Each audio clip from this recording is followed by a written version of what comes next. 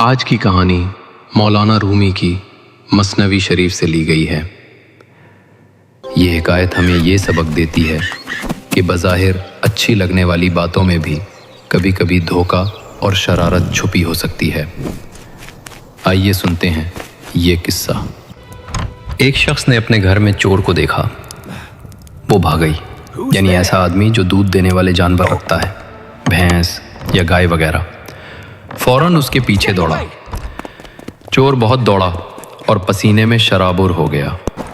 بھاگئی اتنا قریب پہنچ گیا کہ بس ایک ہاتھ کا فاصلہ باقی تھا۔ اتنے میں ایک اور چور نے اسے آواز دی۔ بھاگئی نے سوچا اگر میں واپس نہ گیا تو شاید یہ دوسرا چور میرے گھر والوں کو نقصان نہ پہنچا دے۔ اس آدمی چور کو پکڑنے سے مجھے کیا ملے گا؟ یوں اس نے قریب آئے ہوئے چور کو چھوڑ دیا اور آواز دینے والے کے پاس پہنچا۔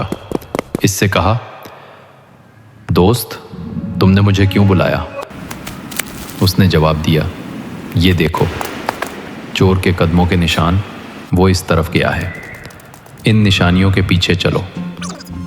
بھاگئی نے غصے سے کہا، بے وقوف، میں تو چور کو پکڑنے والا تھا، تم نے آواز دے کر مجھے روک لیا اور اب کہتے ہو قدموں کے نشان دیکھو۔ تم نے اصل چور کو چھڑوا دیا اور مجھے دھوکہ دیا۔